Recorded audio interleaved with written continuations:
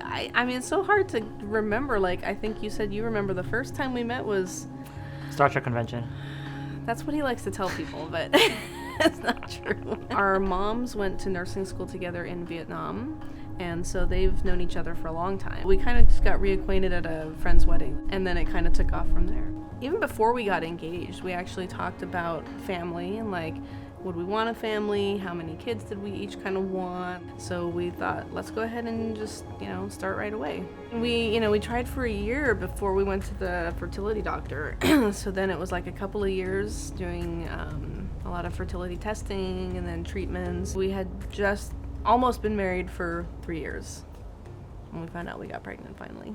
It was like a miracle.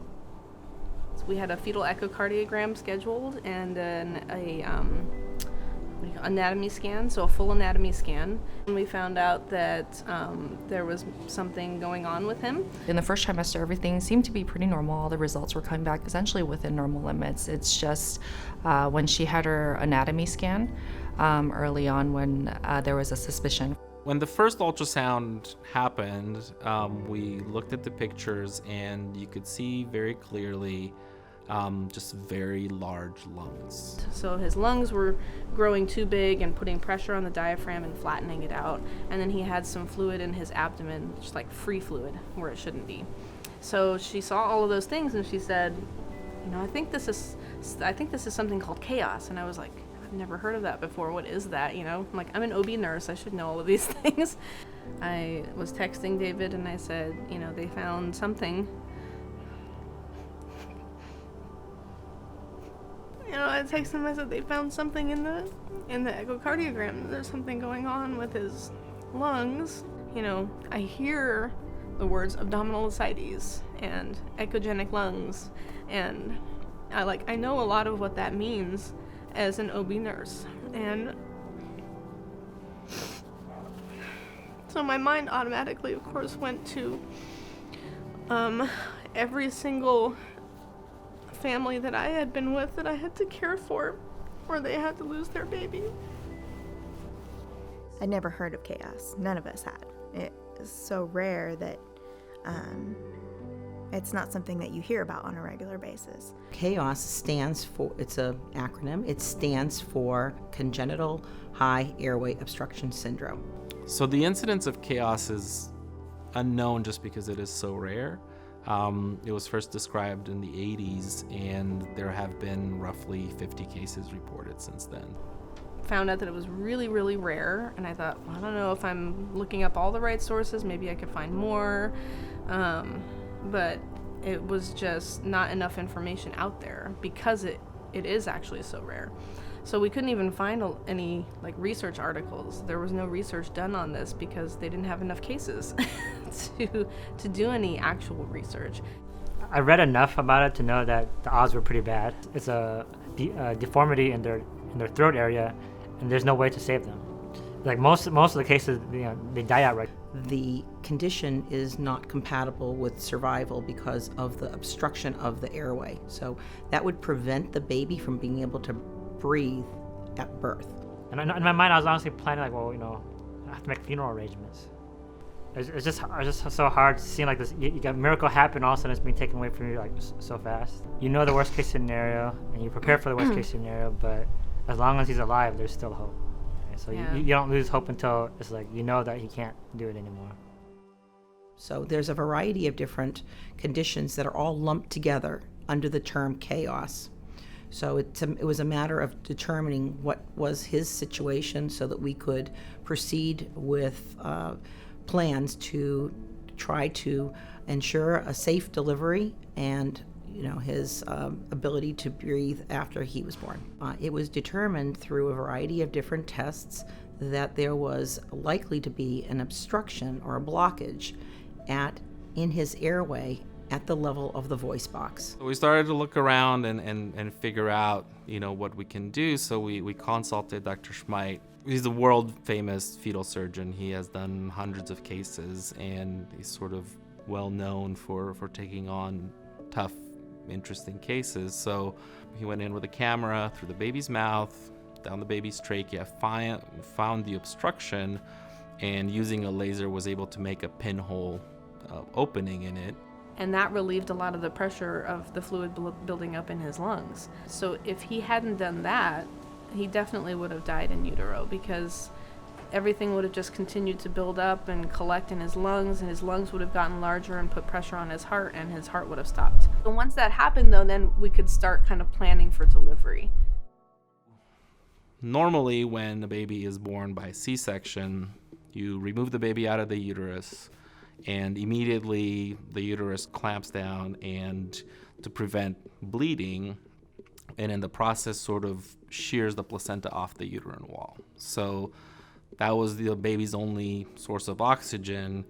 So even if you're really fast and you do your tracheostomy in a couple minutes, that's still a baby that's basically asphyxiated at that point. So we have to keep the baby on the uterine circuit while the procedure happens. You want to do a procedure where the baby can still continue to get oxygen from the mom, so stay connected to the umbilical cord. Also at the same time work on getting an airway for the baby. So anytime you're concerned about the baby's airway at birth, you can do an exit procedure. They are still only done at very few places across the country, and this was the second one that was done at Loma. So the baby's only partially delivered, only to basically the level of the chest, to the point where the ENT surgeons have access to the baby's airway and figure out what they can do to help the baby breathe. And it actually gives us an estimated time of between 20 and 30 minutes to be able to perform the treatment that's necessary. The complexity came from just having that many services involved and having that many people in the room. Planning just for the exit procedure and the C-section itself was a lot of multidisciplinary team meetings. There was an anesthesia team for me, an anesthesia team for Jethro, and the OB team, NICU, and Peds ENT, and then nurses that were involved too from OB and from the main OR. I know that they did have like diagrams of the OR and how they were where all the teams were going to be and how they were going to have everything set up. Like 90% of the work was done way before we ever stepped into the operating room. They wanted to do this mock walkthrough. So all the teams, everybody that was part of it, we all met down in the same OR that we were going to be in. And then we did a run through. And that mock run through was literally anesthesia saying, okay, the patient's going to be doing this. I'm going to be here with this. And then the OB doctor said that they would come in from here. They would stand over her in this area, and their table would be here. And the ENT doctors, they were like, we're over here with our surgical table. So they talked about literally kind of like dancing around each other. I'm going to move this way, and you're going to move that way. And we did a walkthrough of the process. We talked about what the plan had been. It was like, okay, now it's getting real. Jen was amazing in this whole process. Her goal was, how do I make sure that this baby is as healthy as possible? And that was always her mindset. Being her friend and being her nurse, it was probably one of the harder things that I've had to do, because it's like at the same time you're like, you love that person and you're scared for them and you're scared for her baby, but at the same time you have the best possible team. You have all these people who have come together to take care of your friend and give her and her baby the best possible care that they could get. I remember getting set up for for the surgery and everything, and I laid back down on the table, and my doctor, Dr. Yoon, was holding my hand on one side, and Amber, my friend from work, was holding my hand on the other side. And I just remember Dr. Yoon saying, "We love you, Jen." And Amber said the same thing, "We love you, Jen." And I said, "I love you guys too." So it was definitely like a sense of peace. You know, I fell asleep knowing that they were going to take good care of me. Everybody's like holding their breath. He was halfway out for about 15 minutes total. Knowing that we're at Loma Linda, I felt at ease just because I know that Jennifer's friends with all these nurses and doctors, that they're gonna do their best to take care of her. Not that they wouldn't do it for anyone else, but because it's like family, there's just that little extra touch. Yeah. So I wasn't too worried. No matter the outcome, at least I knew that she was in really good hands. And once the surgery was over, and they said it just went like clockwork. They said they were so prepared, and doing that dry run beforehand, they said it couldn't have gone any better. Like, it just went perfectly, so smoothly that they were all just, wow. We can't believe we just did that. It went so well. It was a good successful feeling. He was in the NICU for 6 weeks, and I think I would actually say that his NICU stay was also actually pretty smooth sailing. He was on the ventilator for 10 days, but then he came off of the ventilator and was breathing on his own already. I think the hardest part probably was that we couldn't hold him until he was off of the ventilator. And as soon as we did get to hold him, we did skin to skin right away, and he was breathing so hard and fast, and when I got to do skin to skin with him, he immediately just calmed right down. He's actually a really serious baby.